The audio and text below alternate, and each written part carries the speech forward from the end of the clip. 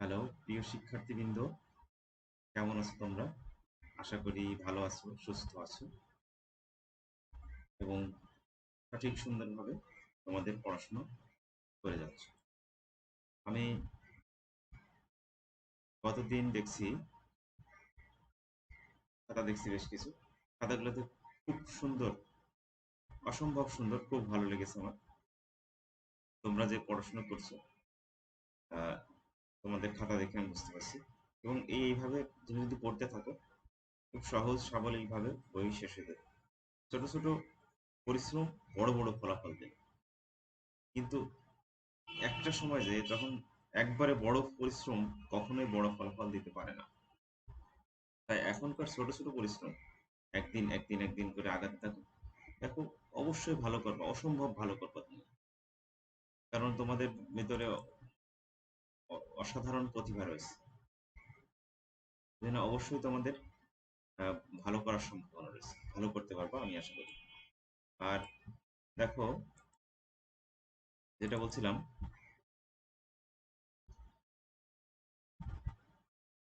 তোমরা খাদ্য নিরাপত্তা সম্পর্কে পড়ছিলাম। খাদ্য নিরাপত্তায় যে জিনিসটা দেখানো হয়েছে যে খাদ্যের নিরাপত্তা এখানে খুব সহজ এবং আমাদের কিন্তু দৈনন্দিন জীবনে এই জিনিসটা ঘটে, যেই জিনিসগুলা আমাদের দৈনন্দিন জীবনে ঘটে।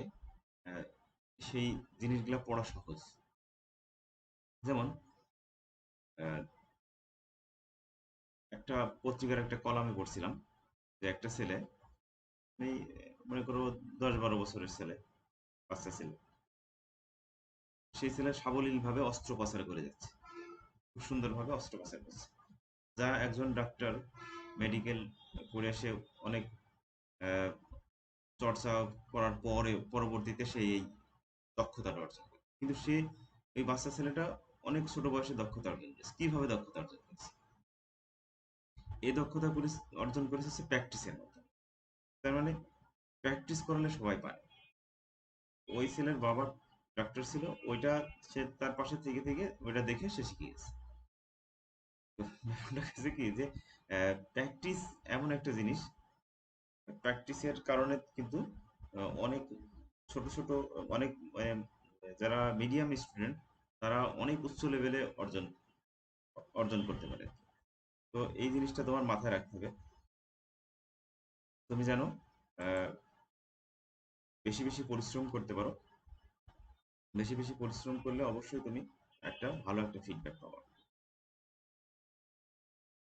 আর যেটা বলছিলাম যে আমাদের দৈনন্দিন জীবনেই কিন্তু আমরা দেখে অভ্যস্ত যে এই খাদ্যে ভেজাল, এই খাদ্যে ভেজাল, এই এই আমাদের দৈনন্দিন জীবনের সাথে সম্পৃক্ত, এই কারণে এই জিনিসটা সহজ। যাই হোক, আমরা খাদ্য নিরাপত্তার যেই জিনিসটা পড়ছিলাম ওইটা কিন্তু, খাদ্য নিরাপত্তার আমাদের প্রশ্ন শেষ, ওই অধ্যায় শেষ শেষ করে দিছি।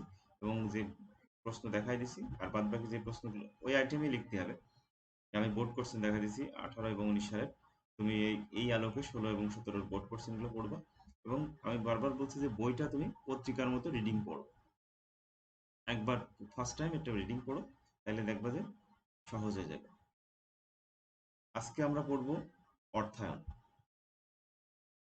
আমি যখন ক্লাস নিই মাঝে মাঝে বলি যে এই সেন্ট গ্রেগরির সামনে দেখলাম একজন পেঁয়াজ বিক্রি করছে, এই বিক্রি করছে, এই বিক্রি করছে। এই জিনিসগুলা আসলে বাস্তব না অবাস্তব? একেবারে চাক্ষুষ বাস্তব, ঠিক না? প্রত্যক্ষ, পরোক্ষ না। পরোক্ষ মানে কি, আমার পেছনে কি আছে আর একজন বলে দিচ্ছে আমি বলছি। আর এটা হচ্ছে প্রত্যক্ষ, সরাসরি দেখা যাচ্ছে। পেঁয়াজের দাম হুট করে বেড়ে যাচ্ছে, হুট করে নেমে যাচ্ছে। অন্য একটা দাম দেখাচ্ছে, হুট করে বেড়ে যাচ্ছে, হুট করে নেমে যাচ্ছে। কেন হচ্ছে এই জিনিসগুলা? চাক্ষুষ প্রমাণ তোমার চোখের সামনে। কোনো একটা জিনিস, একই আম দেখা যাচ্ছে যে কেউ 80 টাকা বিক্রি করছে, কেউ 50 টাকা, কেউ 60 টাকা। ডিফারেন্স কোথায়? পণ্যের মানের ভিতরে ডিফারেন্স আছে, গুণাগুণের ভিতরে ডিফারেন্স আছে। এবং পণ্য দেখতে সুন্দর, দেখতে সুন্দর হলে কিন্তু সেটা দাম, তুমি সেটা নাও কিনতে পারো। কারণ কি? তোমার মনে হচ্ছে এটা ফরমালিন দেওয়া, টাটকা না। তাহলে এই জিনিসগুলো তোমার মাথায় রাখতে হবে। আমরা এই জিনিসগুলো কিন্তু আমরা সচরাচর সবাই জানি, ইকোনমিক্স না পড়লেও কিন্তু আমরা এটা জানি যে আসলে এই দ্রব্যের দাম, এই দ্রব্যটা খারাপ, এই দ্রব্যটা ভালো। তাহলে ভালো দ্রব্য আমরা সবসময় কিনতে চাই, খারাপ দ্রব্যকে অ্যাভয়েড করি। ভেজাল দ্রব্যকে ঠিক এইভাবে অ্যাভয়েড করব, ভালো দ্রব্যকে গ্রহণ করব। আমরা ওই অধ্যায়টা টোটালি পড়ে ফেলছো তোমরা আশা করি, এবং তোমরা বাদ বাকি প্রশ্নগুলো খুব সুন্দর করে আমি যেভাবে সাজায় লিখে দিছি এইভাবে একইভাবে খুব সুন্দর করে সাজায় লিখবা, পড়বা, তাই বুঝতে পারো। আমরা আজকে পড়বো অর্থায়ন। অর্থায়ন পড়বো, এবং অর্থায়ন চ্যাপ্টারে দেখো, অর্থায়ন চ্যাপ্টারের আমরা ষষ্ঠ অধ্যায়তে আছে। তো এই জিনিসগুলো আমাদের ওইটা যেমন, এই কথাগুলো কেন বললাম, যে বাস্তব জীবনে সবগুলো আমাদের আছে, বাস্তব জীবনেই ঘটছে। যখন বাস্তব দিয়ে কোনো কিছু কল্পনা করা হয় তখন কিন্তু খুব সহজ হয়ে যায় সেই জিনিসটা। তো এখানে আমরা এই যে বাস্তব জিনিস টাকা, টাকাটা বাস্তব না, একেবারে চোখের চাক্ষুষ তোমার, যে বাচ্চা ছেলেগুলো টাকা আছে না, মানে টাকার প্রয়োজন কতখানি সেটা কি বলে শেষ করা যাবে? টাকার প্রয়োজন অনেক, ঠিক না? এই জন্য আসলে তুমিও বোঝো যে টাকার প্রয়োজন কতখানি আছে। তো আমরা সেটাই করবো যে অর্থায়ন, অর্থের আসলে অর্থনীতি, অর্থও কিন্তু নীতি মেনে চলে। অর্থকে শুধু গচ্ছিত রাখলেই কিন্তু হয় না, অর্থকে গচ্ছিত করতে হয় একটা প্রসেসের মাধ্যমে। এই প্রসেস বা প্রক্রিয়াকে পরবর্তীতে আবার ইনভেস্ট করতে হয়। প্রথম অবস্থায় আমরা কি সঞ্চয় করি, সেটা বলছি যে গচ্ছিত করা, সঞ্চয়। সঞ্চয়ের পরে আমরা কি করি, সেটা একটা খাতে, একটা সঠিক সুন্দর খাতে বিনিয়োগ করি। বিনিয়োগ করার পরে ওই খাত থেকে আবার আমাদের ওই যে অর্থায়নের উৎস, তার মানে প্রথম অবস্থায় অর্থায়ন, সঞ্চয় করলাম, বিনিয়োগ করলাম, বিনিয়োগ করে অর্থায়নের উৎস কোথা কোথা থেকে আসছে আমার টাকাটা, সেই খাতগুলোকে অর্থায়নের উৎস বানাচ্ছি। আজকে আমরা অর্থ নিয়েই কথা বলবো। তো অর্থ জিনিসটা কিন্তু জীবনের জন্য আহ, প্রয়োজন, ঠিক না? অর্থ দিয়ে আমরা কি করতে পারি, আমাদের প্রয়োজন মেটাতে পারি। বিভিন্ন কাজ, আমরা কোনো কাজ করতে গেলেই কিন্তু আমাদের এই অর্থায়ন জিনিসটা প্রয়োজন, অর্থের প্রয়োজন। তো তুমি জানো, তোমরা জানো অনেকেই অর্থায়ন এবং অর্থের যে নীতি আছে এইগুলা আমরা আজকে দেখবো। অর্থের যে উৎস আছে এই জিনিসগুলা দেখবো। অর্থের আমরা আসলে শিখন ফলে কি কি শিখবো সেই জিনিসগুলো আমরা এখন আলোচনা করব। তো দেখো, এখানে আমরা পড়ছি হচ্ছে ষষ্ঠ অধ্যায় অর্থায়ন। ষষ্ঠ অধ্যায় অর্থায়ন পড়লে আমরা বুঝতে পারবো যে এখানে আসলে ঘটনা তোমার কিভাবে আসবে। তো আমরা আসি অর্থায়নে।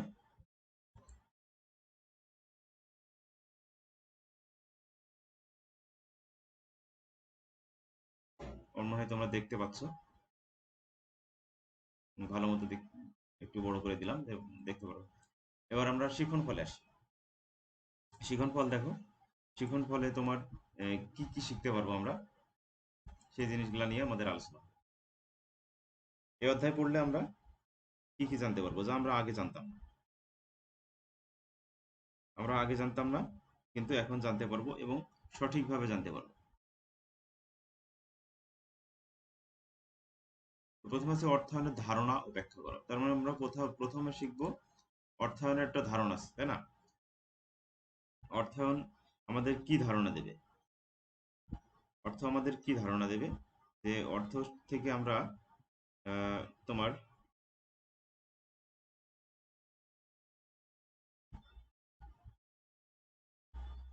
অর্থায়ন সম্পর্কে আমরা ধারণা পাবো, এবং তার পরবর্তীতে আমরা পাবো অর্থায়নের উৎস, অর্থায়নের উৎস পাবো। অর্থায়ন আমাদের কি কি উৎস দিবে সেই উৎসগুলো সম্পর্কে আমরা জানতে পারবো। তো অর্থায়নের উৎস, উৎস সম্পর্কে আমাদের অর্থায়নের উৎস মানে কি, অর্থায়নের উৎস হচ্ছে জিনিসটা হচ্ছে যেমন যে অর্থায়ন থেকে আমরা সঠিক কোন খাত থেকে কি কি পরিমাণ অর্থায়নের উৎস, মানে অর্থায়ন সম্পর্কে আমরা জানতে পারবো। দেখো, তারপর বলছে যে অর্থায়নের উৎস হিসেবে শেয়ার মার্কেট। এখানে সব থেকে গুরুত্বপূর্ণ এবং খুব সুন্দর একটা জিনিস যে শেয়ার মার্কেট। শেয়ার মার্কেট আমাদের বাস্তব জীবনের প্রয়োজন, বাস্তব জীবনের জন্য। তো বাস্তব জীবনের জন্য যখন প্রয়োজন হবে, যে বাস্তব জীবনে তোমার আসলে শেয়ার অনেকে বিজনেস করে, এখন তো আর সেই তোমার এই বিজনেস নেই। এই বিজনেসটা হচ্ছে যে এখন, এখনকার বিজনেস করতে গেলেও কিন্তু মানুষের অনেক জানা লাগে। তো এই অনেক জানার জন্য আমরা যেমন বড় বড় বিজনেস, শেয়ার মার্কেট মনে করো, শেয়ার জিনিসটা কি, মনে করো একটা কাপ, একটা মগ, ঠিক আছে? এই মগ আমরা ধরো এই মগটা আমরা 5 জন মিলে কিনলাম। ধরলাম যে এই মগটার দাম 500 টাকা, ধরে নাও 500 টাকা। আচ্ছা 100 টাকা, ধরো এই মগটার দাম 100 টাকা। 100 টাকা 5 দিয়ে ভাগ ভাগ করলে কত অংশ হয় এক একজনের? এটা হচ্ছে তোমার হয় 20 20 টাকা করে এক একজনের। তাহলে 5 জন, আমরা মানুষ আছি কয়জন? 5 জন। তো এই 5 জনের তোমার এক একটা অংশ আছে না, এর 20 টাকা, এর 20 টাকা, এর 20 টাকা, এর 20 টাকা, এর 20 টাকা। তার মানে প্রত্যেকের 20 টাকা করে। তার মানে এই যে এই মগ, এই মগের একটা অংশ, এই মগের একটা পার্ট তোমার আছে। তুমি যখন 20 টাকা দিয়ে একটা শেয়ার নিচ্ছ, তার মানে এর একটা অংশীদার তুমি। এই জিনিসটা আমরা শিখবো যে অর্থ শেয়ার মার্কেট খুব গুরুত্বপূর্ণ। শেয়ার মার্কেট তোমার জীবনের জন্য খুব গুরুত্বপূর্ণ। তো আমরা প্রথমে পড়লাম অর্থায়নের ধারণা পেলাম। অর্থায়ন আসলে কি, অর্থায়ন সম্পর্কে আমরা জানবো। তো অর্থায়ন কি? অর্থ হচ্ছে কোনো কার্য সম্পাদন। আমরা যে আমাদের জীবনের যে সমস্ত কার্যাবলী সাধন করে থাকি অর্থের মাধ্যমে, কোনো সেটা অর্থায়ন করলাম। অর্থায়নের উৎস, অর্থায়ন আমার কোন কোন খাত থেকে, কোন কোন খাত থেকে আমরা অর্থ নিয়ে আসতে পারি। আমরা অর্থ তো বিনিয়োগ করলাম, বিনিয়োগ করে দেখা যায় আমার বিভিন্ন খাত থাকতে পারে। একটা বিজনেস থাকতে পারে, বিভিন্ন ধরনের বিজনেস থাকতে পারে। ধরলাম সিরামিক্স বিজনেস আছে আমার, আমার আছে সিমেন্ট বিজনেস, আমার আছে চশমা বিজনেস। এই বিভিন্ন ধরনের বিজনেস, বিভিন্ন ধরনের পার্ট থেকে আমরা যে টাকাটা টোটালি গ্রহণ করতে পারবো, এই টোটাল টাকায় কিন্তু তোমার আহ, বিভিন্ন উৎস। অর্থাৎ উৎসের হিসেবে শেয়ারের কথা বললাম আমি। শেয়ার মার্কেট সম্পর্কে আমরা জানবো, বন্ড সম্পর্কে জানবো, বন্ড মার্কেট তুলনা। বন্ড আসলে বন্ডটা কি, বন্ড ইকোনমিক্স পড়তে গেলে এই জিনিসগুলো কিন্তু তোমার মাথায় রাখতে হবে, তোমার জানতে হবে, তোমার শিখতে হবে। Budget, bond. তো এই মনে করো একটা, এটাকে বলছে একটা ঋণপত্র। তুমি যখন একজনের কাছ থেকে টাকা নিবে, ব্যাংকের কাছ থেকে টাকা ধার নিতে গেলে ব্যাংক কি তোমার এমনি টাকা দেয়? এমনি টাকা দেয় না কিন্তু। ব্যাংক থেকে টাকা নিতে গেলে অনেক কিছু জমা দেওয়া লাগে। তুমি ধরো একজন বিজনেসম্যান, তোমার ট্রেড লাইসেন্স জমা দিতে হবে। তোমার ট্রেড লাইসেন্সের বয়স 2 বছরের ঊর্ধ্বে না হলে জমা টাকা দিবে না। 3 বছর বা 3 বছরের কাছাকাছি হতে হবে। যাই হোক, বন্ড হচ্ছে এরকম একটা ঋণপত্র। এই মনে করো 1 নাম্বার দিয়ে বললো, 2 নাম্বার দিয়ে বললো এইটা করতে হবে, বললো যে আমার এই জিনিসটা দেওয়া লাগবে, এইটা দেওয়া লাগবে। 3 নাম্বার বললো যে 6 মাসের মধ্যে আমার ঋণ পরিশোধ করা লাগবে। আর আবার 4 নাম্বারে বললো যে প্রথম 2 মাসে আমার এত টাকা দেওয়া লাগবে, 5,000 টাকা দেওয়া লাগবে। হুম। তাহলে 50,000 টাকা তুমি লোন নিয়েছো। তার মানে এই যে একটা চুক্তিবদ্ধ, এই বন্ড মানে হচ্ছে ঋণ চুক্তির দলিল। ঠিক আছে? এই ঋণের চুক্তি থাকে, এই ঋণের চুক্তির দলিলকেই বলা হচ্ছে আসলে বন্ড। যাই হোক, এবার আমরা পড়ব প্রাইমারি শেয়ার। প্রাইমারি শেয়ার, এই এক প্রাইমারি শেয়ার আর একটা হচ্ছে সেকেন্ডারি শেয়ার। তো একটা প্রতিষ্ঠান, মনে করো আহ, ধরলাম একটা প্রতিষ্ঠান, ধরো আকিস কোম্পানি। তো আকিস কোম্পানি, আকিস গ্রুপ, এরা কি করবে? মার্কেটে শেয়ার ছাড়বে। তো শেয়ার ছাড়তে গেলে প্রাইমারি শেয়ার কিন্তু তাদের কর্মচারী কর্মকর্তাদের জন্য একটা সুযোগ থাকে, সুবিধা থাকে। তো তারা প্রাথমিক অবস্থায় এই শেয়ার কেনে, আবার প্রাথমিক অবস্থায় বাইরের লোকজনও কিনতে পারে, কিন্তু তাদের জন্য বেশি সুবিধা থাকে। তো প্রথম অবস্থায় তাদের কাছ থেকে যে শেয়ার বা কোম্পানির কাছ থেকে যে শেয়ার কেনা হয়, এটাকে বলা হচ্ছে প্রাইমারি শেয়ার। এবার ওই কোম্পানি বা ওই ব্যক্তির কাছ থেকে আমি যদি শেয়ার কিনি, তাহলে সেটা হয়ে যাবে সেকেন্ডারি শেয়ার। যেমন প্রথম অবস্থায় যে শেয়ারটা কেনা হবে বা কোম্পানির কাছ থেকে বা ডাইরেক্ট কেনা হবে, ওইটা আছে প্রাইমারি, পরেরটা আছে সেকেন্ডারি। শিল্পে পুঁজি গঠন ও শেয়ার মার্কেটের অবদান। পুঁজি পুঁজি গঠনে শেয়ার মার্কেটের অবদান সব থেকে বেশি। আমার ধরলাম আমার আমার একটা কোম্পানি আছে, কোম্পানি 50 কোটি টাকা মূল্য। এই 50 কোটি টাকা মূল্য আমি যখন দেখাবো, তখন দেখি আমি কোনো ইনভেস্ট করছি না, কোনো কিছু করছি না শেয়ার মার্কেটে, আমি বললাম শেয়ার ছাড়বো। এতে অল্প কিছু খরচ হবে এবং দারুণ একটা আয়ের উৎস হবে। এখানে পুঁজি গঠন করা যাবে খুব সহজে। সেটি সম্পর্কে জানবো আমরা। এবং অর্থনৈতিক কর্মোদ্যোগ এবং অর্থ সংস্থান এর বিভিন্ন উৎস।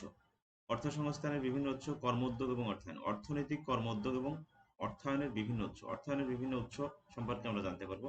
তার মানে এই জিনিসগুলো সম্পর্কে আমরা এই অধ্যায় পড়লে খুব সহজ এবং সুন্দরভাবে জানতে পারবো। তোমার খুব গুরুত্বপূর্ণ একটা টার্ম, তুমি অর্থায়ন পড়লে বুঝতে পারবা। তাহলে এবার আসো, আহ, আমরা প্রথম থেকে শুরু করি।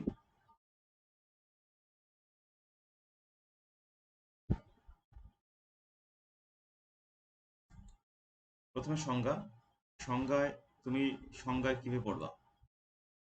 সংজ্ঞা পড়বা অবশ্যই আহ, প্রথম অবস্থায় বই পড়বা, তারপরে তুমি তোমার মতো করে সংজ্ঞা দেওয়ার চেষ্টা করো। প্রথম অবস্থায় বই পড়বা অবশ্যই, বই পড়লে তোমার সংজ্ঞাগুলো দেওয়া সহজ হয়ে যায়।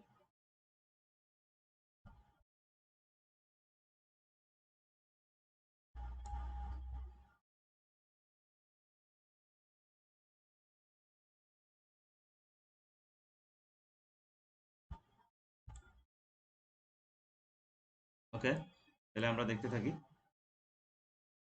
বলছে এখানে দেখো, বলছে ব্যক্তি, প্রতিষ্ঠান ও সরকার। পরে কথা বললো ব্যক্তি মানে তুমি নিজে, কয়েকজন মিলে একটা প্রতিষ্ঠান দিলাম ধরলাম, এখানে তাহলে কয়েকজন মিলে প্রতিষ্ঠান, ব্যক্তি প্রতিষ্ঠান, কয়েকজন ব্যক্তির সমন্বয়ে একটা গঠিত একটা কোম্পানি বা একটা সংঘ, সেই সংঘটা আছে প্রতিষ্ঠান। আর সব প্রতিষ্ঠান মিলে, সব একটা দেশের সব সব অঞ্চল মিলে, সব কিছু মিলে তাহলে হয়ে যায় রাষ্ট্র। তাহলে আমি পারলাম ব্যক্তি, প্রতিষ্ঠান এবং সরকার।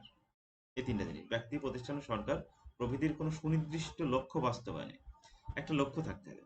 একটা প্রতিষ্ঠান, তুমি যে কোনো কাজ করো বা তোমার দেখো তোমার পিতা যদি বিজনেস করে থাকে, তাহলে ওনাকে দেখে তুমি বুঝতে পারবে যে একটা লক্ষ্যে আগায় কিন্তু সে, যে এই কাজটা করব, এই কাজটা করলে এখান থেকে এই ফিডব্যাকটা আসবে। তার মানে অবশ্যই যে আমার কাজের লক্ষ্য থাকতে হয়, লক্ষ্য থেকে আমি ফিডব্যাকের আশা করি। কাজ না করে ফিডব্যাকের আশা করা যায় না। তার মানে লক্ষ্য থাকতে হবে প্রথম অবস্থায়। যে ব্যক্তি, প্রতিষ্ঠান, সরকার প্রভৃতির জন্য কোনো সুনির্দিষ্ট লক্ষ্য বাস্তবায়নের প্রয়োজনীয় আর্থিক পরিকল্পনা প্রণয়ন, দেখা যাচ্ছে প্রয়োজনীয় আর্থিক পরিকল্পনা প্রণয়ন এবং সেই অনুযায়ী সুবিধাজনক উৎস হতে অর্থ সংগ্রহ, সংগৃহীত অর্থের সুষ্ঠু বিনিয়োগ। অর্থ সংগ্রহ করা, অর্থ সংগ্রহ করলে হবে না, বারবার কিন্তু এই কথা আসবে। অর্থ সংগ্রহ আসবে এবং সংগৃহীত অর্থ হচ্ছে বিনিয়োগ, এ কথা আসবে। সংগৃহীত অর্থকে আমার প্রথম অবস্থায় অর্থ সংগ্রহ করব, তারপরে অর্থ সংগ্রহ বিনিয়োগ করব। বিনিয়োগ বা সংরক্ষণ একই কথা। সমন্বয়করণ এবং নিয়ন্ত্রণ প্রক্রিয়া। তাহলে এই তিন চারটা কথা আমার মনে রাখতে হবে। প্রথমে ব্যক্তি, প্রতিষ্ঠান, সরকার প্রভৃতির জন্য সুনির্দিষ্ট লক্ষ্য বাস্তবায়নের জন্য প্রয়োজনীয়, লক্ষ্য বাস্তবায়নের জন্য প্রয়োজনীয় আর্থিক পরিকল্পনা প্রণয়ন এবং সে অনুযায়ী সুবিধাজনক উৎস হতে অর্থ সংগ্রহ, অর্থ সংগ্রহ করা এবং অর্থ সংগৃহীত অর্থকে বিক্রি করতে হবে, বিনিয়োগ করতে হবে, বিনিয়োগ করা এবং সংরক্ষণ, সমন্বয় সাধন করা বা নিয়ন্ত্রণ করা। এই জিনিসগুলো তুমি 2-3 বার পড়লে তোমার খুব সুন্দরভাবে সহজভাবে বুঝতে পারবে। অর্থায়নের উৎস, অর্থায়ন কোন কোন খাত থেকে অর্থায়ন আসে? পরিকল্পনা বাস্তবায়নের যে সকল খাত হতে, তার মানে এখান থেকে যে সকল খাত হতে অর্থ আনা হয়, সলিড হিসাব। সহজ কথা, তুমি দেখো যে সকল খাত থেকে আমরা অর্থ পাবো, সেই সকল খাতই হবে অর্থায়ন, অর্থায়নের উৎস। তাহলে যে সকল খাত থেকে আমি অর্থ পাবো, অর্থ আহরণ করব, সেই সকল খাতই হবে আমার অর্থায়নের উৎস। ওকে, দেখো প্রথম অর্থায়ন পরিকল্পনা বাস্তবায়ন, পরিকল্পনা বাস্তবায়ন ও সেই সকল খাত হতে, পরিকল্পনা বাস্তবায়ন করতে হবে, পরিকল্পনা বাস্তবায়নের আবার একটা খাত থাকবে, অনেকগুলো খাত থাকবে। এই খাত থেকে অর্থ সংগ্রহ, আহরণ, অর্থ সংগ্রহ বা আহরণ করা হয়, সেই সকল খাতের সমন্বিত রূপই হচ্ছে অর্থায়ন। শেয়ার কাকে বলে? আমি শেয়ার করলাম। দেখো শেয়ার বলতে কোনো ব্যবসা প্রতিষ্ঠানের মালিকানা ইউনিট। এই যে বললাম একটা মগের 5 জন মিলে কিনেছে, 100 টাকা দিয়ে 5, তাহলে যার 20 টাকা দিয়েছে, এক একজন 20 টাকা করে দিয়েছে, তাহলে অংশীদার ও ওই পরিমাণ। কেউ যদি কম টাকা দেয়, তাহলে সে অবশ্যই ওই কম অধিকার ভোগ করবে। এক একটা ইউনিটকেই বলা আছে শেয়ার। প্রাথমিক শেয়ার পড়লাম, কোনো কোম্পানি বাজারের প্রথম যে শেয়ার ছাড়ে তাকে প্রাথমিক শেয়ার বলে। কোম্পানি বাজারে প্রথম যে শেয়ার ছাড়ে সেটা হচ্ছে প্রাথমিক শেয়ার। মাধ্যমিক শেয়ার কি? দেখো, মাধ্যমিক শেয়ার হচ্ছে প্রাথমিক শেয়ারের মালিকানা যখন তাদের শেয়ার বিক্রি করে নগদ অর্থ লাভ করে, তখন ওই শেয়ার আবার মাধ্যমিক শেয়ারে রূপান্তরিত হয়। মানে একজন একজন শেয়ার বিক্রি করে দিলে আরেকজন যদি শেয়ার ক্রয় করে, ওটা হচ্ছে মাধ্যমিক শেয়ার। বন্ড কি? বন্ডের কথা আমি বললাম। দেখো বন্ড, এই অধ্যায় সংক্ষেপণ আমি বারবার বলছি যে যে কোনো অধ্যায় পড়তে গেলে অবশ্যই অধ্যায় সংক্ষেপণটা খুব গুরুত্বপূর্ণ। অধ্যায় সংখ্যায়ন পড়লে খুব সহজে লেখা যায়। দীর্ঘমেয়াদী অর্থায়নের প্রয়োজনে, দেখো এখানে দুইটা কথা থাকবে।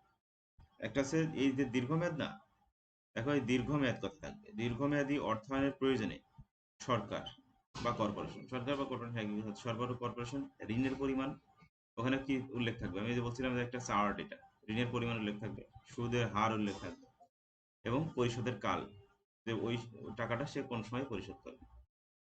তার মানে এটা একটা দীর্ঘমেয়াদী দীর্ঘমেয়াদী একটা ধারণা।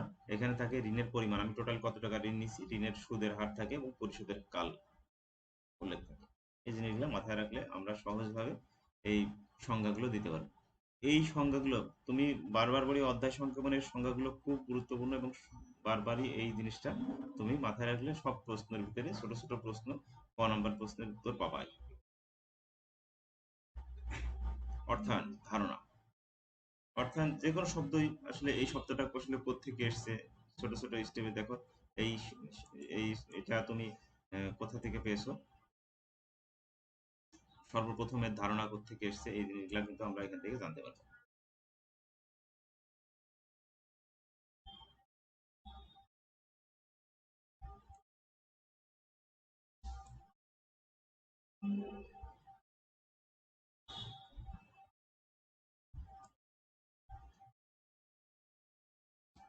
ওকে, দেখো অর্থায়ন ধারণাটি, ফিনান্স, অর্থায়ন এর ইংলিশ শব্দ কি? ফিনান্স বা ফাইন্যান্স, যেটা উচ্চারণ দুইটা আছে। তো ফিনান্স, এই ফিনান্স শব্দ হচ্ছে ইংলিশ শব্দ ফিনিশ থেকে এসেছে। ফিনান্স হচ্ছে ইংলিশ শব্দ, কিন্তু এই ফিনান্স শব্দটি এসেছে হচ্ছে ল্যাটিন ফিনিশ থেকে। তাহলে ফিনিশ, এই ফিনিশ থেকে, এই ফিনিশটা আছে ল্যাটিন, ফিনিশ হচ্ছে ল্যাটিন। এই ফিনিশ অর্থ কি? অর্থ সংগ্রহ করা। তাহলে ফিনিশ অর্থ হচ্ছে অর্থ সংগ্রহ করা, এই ফিনিশ থেকে এসছে ফিনান্স। যাই হোক, এইখানে যে কথাগুলো বলা হচ্ছে তোমার এই ইসে, দেখো কোন কোন খাত থেকে অর্থায়ন এসছে, এবং অর্থায়নের যে অলাভজনক প্রতিষ্ঠান, এখানে খুব গুরুত্বপূর্ণ আছে কিন্তু অলাভজনক প্রতিষ্ঠান, পরীক্ষায় কিন্তু থাকবে অলাভজনক প্রতিষ্ঠান কোনটি, এমসিকিউতে থাকবে। এখানে আছে অলাভজনক প্রতিষ্ঠানের ভিতরে আছে স্কুল, কলেজ, মাদ্রাসা, মসজিদ, মন্দির, যেটা বললো ধর্মীয় প্রতিষ্ঠান, সেগুলা এটা অলাভজনক প্রতিষ্ঠান। অলাভজনক খাতে এটা অনেক অনেক ব্যয় করে, এই জন্য এইগুলোকে বলা হচ্ছে অলাভজনক প্রতিষ্ঠান। বলছে যে জনকল্যাণে প্রচুর পরিমাণ অর্থ ব্যয় করে। যা হোক, এবং এই যে এই ফিনান্স, ফিনান্স হচ্ছে ব্যষ্টিক এবং সমষ্টিক দুই খাতেই কিন্তু এই অর্থায়ন প্রয়োজন। যেমন যখন একজন ব্যক্তি, একজন প্রতিষ্ঠান, একটি মানুষের, একটি পরিবারের আয় ব্যয় এইভাবে চিন্তা করা হয়, তখন একদিন ব্যষ্টিক অর্থনীতি। ব্যষ্টিক অর্থনীতিতে কি করা হয়? ব্যষ্টিক অর্থনীতিতে ফিনান্সের গুরুত্ব আছে না নেই? অবশ্যই আছে, এখানে অর্থায়নের গুরুত্ব আছে। তুমি একজন মানুষ, তোমার দিক থেকে চিন্তা করো যে তোমার জীবনের জন্য অর্থায়ন প্রয়োজন আছে কিনা। অবশ্যই অর্থায়ন প্রয়োজন আছে, এই জিনিসটা মাথায় রাখবো। তারপরে আবার যখন তুমি তোমার সমগ্র পরিবার, ছোট ছোট ছোট ছোট পরিবার করে সমগ্র দেশ, তো সমগ্র দেশ যখন কল্পনা করা হবে, সমগ্র দেশের জন্য অর্থায়ন কিভাবে প্রয়োজন, আমরা সমষ্টিক অর্থনীতি পড়ছি, জিডিপি, জিএনপি, বাজেট, এই খাতগুলো কিন্তু সমষ্টিক অর্থনীতিতে দেখা যাচ্ছে। তার মানে ব্যষ্টিক এবং সমষ্টিক উভয়ের জন্যই যে এই তোমার অর্থায়ন অবশ্যই খুব গুরুত্বপূর্ণ। দেখো এখানে কয়েকটা সংজ্ঞা দেওয়া আছে। এই ওয়াকার বলছে যে কি, ইডাব্লিউ ওয়াকার কোনো ব্যবসায় প্রতিষ্ঠান আর্থিক কার্যাবলী পরিকল্পনা, সমন্বয় সাধন, নিয়ন্ত্রণ, এসব কর্মকাণ্ড। কারণ এই যে ছোট কয়েকটা কথা তুমি মাথায় রাখো, যে কোনো ব্যবসা প্রতিষ্ঠান আর্থিক কার্যাবলী, এটুকু তোমার মাথায় আছে, আমি পড়ছি কি অর্থায়ন। তাহলে কোনো ব্যবসা প্রতিষ্ঠান আর্থিক কার্যাবলী কি করা? পরিকল্পনা করা, সমন্বয় সাধন করা, এবং নিয়ন্ত্রণ। পরিকল্পনা, সমন্বয় সাধন, নিয়ন্ত্রণ, এই তিনটা মাথায় রাখলে এইসব কর্মকাণ্ড আছে অর্থায়ন।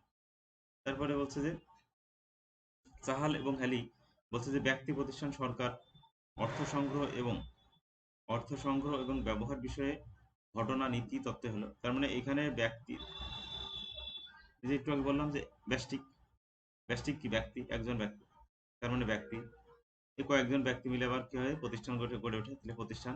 আর এই সামষ্টিকের বিষয় আছে এই সরকার। তাহলে ব্যক্তি, প্রতিষ্ঠান, সরকার, উনি ব্যষ্টিক সমষ্টিক দুইজনে নিয়ে আসলো, দুইটাই নিয়ে আসলো কিন্তু উদাহরণ দিই।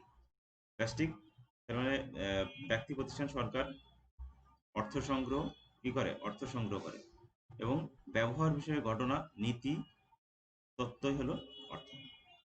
সবচেয়ে ছোট এবং ছোট এবং সহজ সংজ্ঞা আছে এনসাইক্লোপিডিয়া বোটানিকাতে, যে অর্থ পরিশোধের পদ্ধতি হলো অর্থনীতি। আমি একজনের কাছ থেকে ধার নিলাম, ধার নেওয়ার পরে আমি কি করছি, সেই ধারটা কিভাবে পরিশোধ করছি? অর্থ দিয়েই পরিশোধ করছি। তার মানে এই পরিশোধের মাধ্যমই হচ্ছে অর্থ। সহজভাবে দেওয়া আছে, সংজ্ঞাগুলো পড়লে তুমি বুঝতে পারবে এবং খুব গুরুত্বপূর্ণ সংজ্ঞাগুলো। ঠিক আছে, সুন্দর করে ওই জিনিসটা পড়ে ফেলো। তারপরে আসো অর্থায়নের বৈশিষ্ট্য। অর্থায়নের আসলে বৈশিষ্ট্য কি? প্রত্যেকটা জিনিসেরই একটা আছে তোমার, তার ধারণাটা কোত্থেকে এসছে সর্বপ্রথম, তারপরে এখান থেকে আসলে তার উৎসগুলো কি কি, তার গুরুত্ব বা কার্যাবলী কি, তার বৈশিষ্ট্য কি, এই জিনিসগুলো খুব সহজ ইজি জিনিস। এই বৈশিষ্ট্যটা কি বলতে হবে, আমরা বৈশিষ্ট্য পড়ি। বৈশিষ্ট্যতে আসি, বৈশিষ্ট্যতে আসলে আমরা দেখো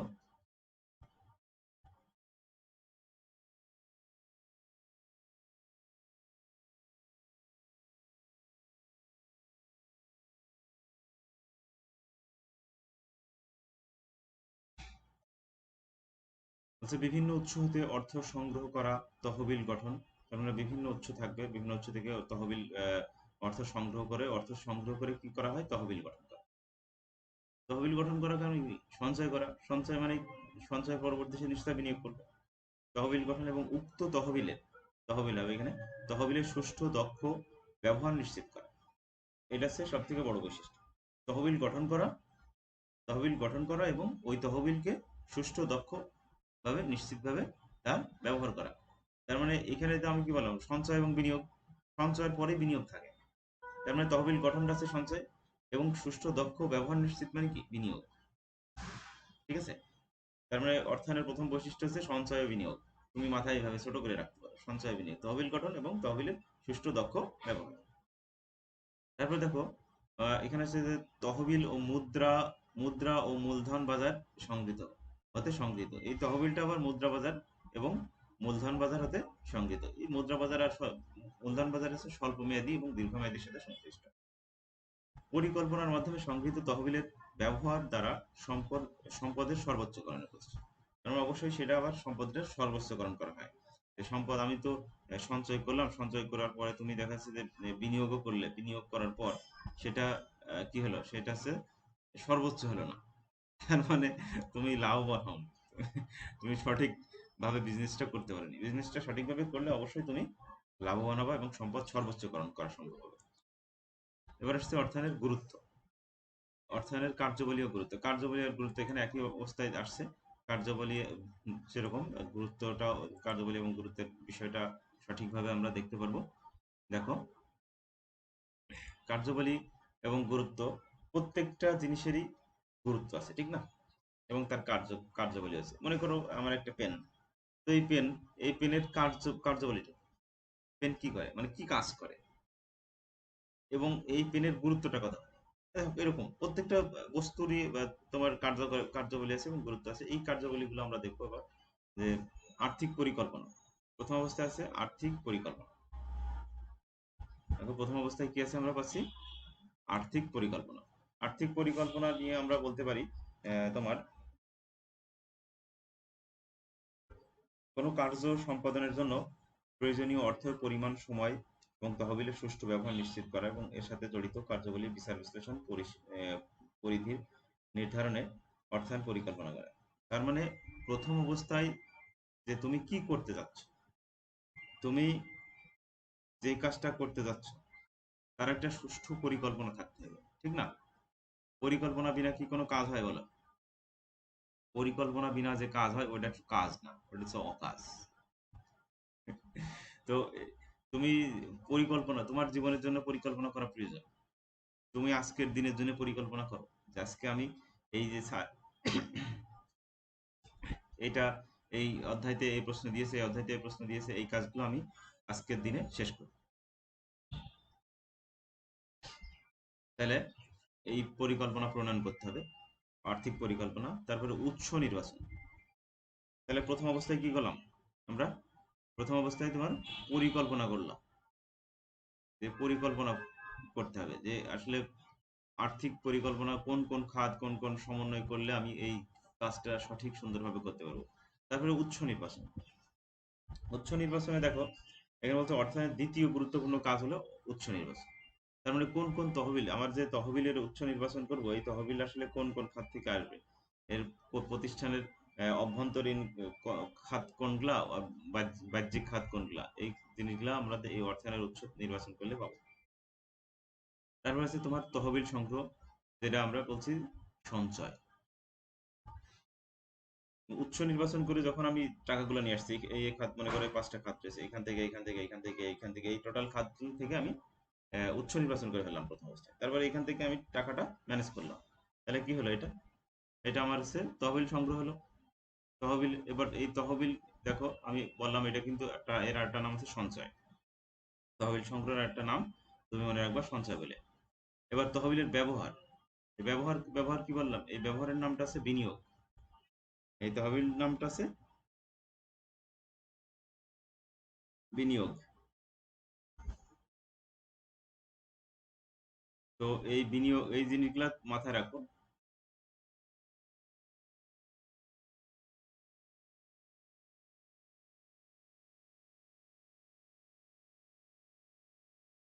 এটার নাম আছে বিনিয়োগ। আর এটার নাম কি, এটার নাম তহবিল সংগ্রহ বললাম, এটা সঞ্চয়। এই ছোট ছোট স্টেপে মনে রাখলে সহজ হবে। তহবিল সংরক্ষণ করা, এই তহবিল আবার সংরক্ষণ করতে হবে। তহবিলটা সংরক্ষণ করে সঠিক খাতে বিনিয়োগ করার ফলে কিন্তু আমরা কি পাবো, ফলাফল নির্ণয় করতে পারবো। ফলাফলটা আসলে আমরা কত টাকা পাচ্ছি, কিভাবে পাচ্ছি। তারপরে মুনাফা বন্টন। এবার আমি মুনাফা, আমরা যদি 5 জন হই, এই 5 জনকে আমি পাঁচ পাঁচ ভাগে টোটাল ভাগ করে দিলাম, কে কত টাকা পেলো, এটা হচ্ছে মুনাফা বন্টন। এটা সহজ আছে জিনিসটা, তোমার একেবারে ইজি জিনিস। এবার দেখো যে অর্থায়নের শ্রেণী বিভাগ, অর্থায়নের গুরুত্ব পড়লাম, কার্যাবলী পড়লাম, অর্থায়নের শ্রেণী বিভাগ। অর্থায়নকে আমরা ভাগ করেছি সরকারি অর্থায়ন এবং তোমার বেসরকারি অর্থায়ন, এই 2 ভাগে। সরকারি অর্থায়ন, যেই প্রতিষ্ঠান বা যে প্রতিষ্ঠানগুলো সরকারি, সেটা আছে সরকারি, যেই খাত থেকে সরকার অর্থ অর্জন করে সেটা সরকারি অর্থায়ন। এবং বেসরকারি অর্থায়ন তোমার যেটা বেসরকারি, বেসরকারি খাত থেকে যেই আয়গুলো আসে বেসরকারি, সেটা আছে বেসরকারি অর্থায়ন। তাহলে আমরা সরকারি অর্থায়ন এবং বেসরকারি অর্থায়ন সম্পর্কে লিখতে পারবো এবং সহজ সুন্দরভাবে এই জিনিসটা দেখাতে পারবো। তারপরে আসছে যে সরকারি অর্থায়ন আবার কয় ভাগে ভাগ করেছে। সরকারি অর্থায়ন আছে অভ্যন্তরীণ উৎস এবং বাহ্যিক উৎস। সরকারের কিছু অভ্যন্তরীণ দিক আছে আর কিছু বাহ্যিক আছে। এই জিনিসটা আমরা বই পড়বো, বই পড়লে সহজ সুন্দরভাবে আমরা বুঝে ফেলবো। এবং বেসরকারি অর্থায়ন ভাগ করা হয়েছে 3 ভাগে: ব্যক্তিগত অর্থায়ন, অব্যবসায় অর্থায়ন, আর ব্যবসায় অর্থায়ন। তুমি খুব সহজ সুন্দরভাবে পড়বা, রিডিং করার মতো একবার পড়ে ফেলো। পড়ে ফেললে এই জিনিসটা একেবারে সহজ জিনিস। আমরা আগামী দিন দেখো এই অধ্যায়ে আমার মনে হয় আগামী দিন শেষ হয়ে যাবে অর্থায়নের উৎস। আমরা পড়লাম অর্থায়নের উৎস, পড়ছি অর্থায়নের, এখানে তুমি পড়বা 287 পেজ থেকে অর্থায়নের উৎস সম্পর্কে। অর্থায়নের উৎস থেকে শুরু করবা। অর্থায়নের উৎস থেকে শুরু করলে আমরা এরপরে চিত্র পাবো, অনেক পরে চিত্র পাইছি চিত্র আমরা পড়ে ফেলবো। অর্থায়নের চিত্র পড়লে আমাদের ভালো লাগবে। তুমি একটু পড়তে হবে কিন্তু 287 পরে, মানে আমরা প্রায় অর্ধেক শেষ, 2 পৃষ্ঠা মতো পড়ছি, তার পরবর্তীতে আবার পড়বো। পড়লে এই জিনিসটা সহজ হয়ে যাবে। আর আহ, তুমি যে প্রশ্নগুলো দিচ্ছি এই প্রশ্নগুলো ভালো মতো পড়ো। প্রশ্নগুলো ভালো মতো পড়লে অবশ্যই তুমি ভালো একটা ফলাফল পাবা। ভালো থাকো, সুন্দর থাকো। আর পরবর্তীতে দেখা হবে। এবং ক্লাসগুলোর ছোট ছোট কাজ ওই ছোট ছোট ভাবেই করে, মানে যেই দিনের কাজ ওই দিনেই করার চেষ্টা করো। ভালো হোক আগামীকাল। ভালো থেকো আজকে।